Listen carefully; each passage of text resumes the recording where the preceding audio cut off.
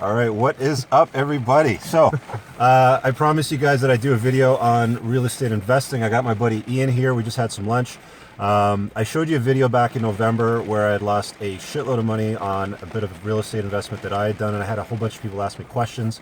I'm really not qualified to dispense any advice on how to make money on real estate, but this guy is. He's been doing it for a number of years. Quick background, he started out as a sous chef. Yeah, chef. Chef. Yeah. Very high-end, prestigious Toronto club. And then he decided to get into renovating properties when he saw what they did, I guess, with the kitchen there and what happened at the end of it. So he's actually an author. He gave me this, he gave me a little gift today, actually, for his flip school. You can find his book on Amazon. Ian, can you spell your last name? Yeah, it's Szabo. It's S-Z-A-B-O. Okay, and I asked him to give 3 tips today on real estate investing based on his own experience. So tell us, what's your first tip? The first tip is make sure you're investing in change of use, meaning everyone wants to invest in real estate. The problem is if you don't have a problem or if you don't know how to fix the problem, the most important thing is change of use. A flip is a bad property that someone fixes up and changes it into a good property. Another good one is if you have a single family home and you're converting it to a duplex, a triplex, a fourplex, or taking a single family home and converting it into a commercial property. So right. The value add is changing the use, seeing the opportunity and changing it into something else that makes you more revenue. Right. And you were saying that like you will only buy properties that you can split into 2 separate rental properties, right? Absolutely. Minimum. So the key for me is I want to have that property making me income monthly. I don't want to have 50 houses and not being able to afford them. So the income is extremely important. Got it. Okay, so tip number 2. Tip number 2 is it doesn't matter. Now this is more of a personal thing that I run to, a pet peeve. It does not matter how old you are. It does not matter if you're handy. It does not matter what experience you have with real estate. It's a business and you can learn all these different techniques.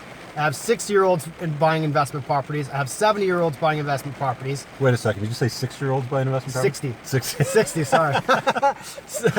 So forget this nonsense of these excuses that you can't do it and you don't have the tools and you're not handy and you don't want to get calls at midnight. It's BS. You can buy real estate. You just need to know the parameters around it. Okay. And give us a third tip today. The third tip is you got to run this like a business. Most landlords look at it as, well, I'll just do this part-time. You need to have the systems in place in order to run a successful business. And the biggest mistake that I see is people buy 3 or 4 properties really quick. They don't have their systems figured out. They're not getting the right tenants, the right clients, the right services, the right separate utilities. And then what ends up happening is it blows up in their face and you hear all these stories with your friends. Oh, I want to be a landlord. My friend did it. It's nonsense. If you run it like a business, you set it up like a business, it's great. Cool. So there's obviously way more to learn about real estate investing than what I can cover in a few minutes in a short video. Ian's got to pop out and he's got another project to take a look at. You've got something called Flip School, right? It's flipschool.ca. That's right, yeah. So if you want to get like the deep resources, he's already put something together. This guy's been featured on HGTV. I know you've worked with, actually, I'll tell the backstory on how I got introduced to Ian because I think it's relevant because I've talked about your network being your net worth. And you guys know that I got stuck on that property where I lost money back in November. And I didn't know what to do. Like I was completely stuck and I picked up the phone. Actually, no, I sent a Facebook message to a mutual friend that Ian and I have. His name's Jim down in Florida. And I reached out to him because I met him at an event and he really knows his shit when it comes to real estate. I told him what was going on. He's like, look, I don't know Canada that well, but there's a guy in Durham that really, really understands, buying properties and flipping them and turning into rental income. I'll introduce you to him. He's a great friend of mine, and here we are sitting today. So this is truly the value of your network being your net worth and why you should invest in it. Ian was extremely helpful when it came to me unloading that nightmare with a pool that I had.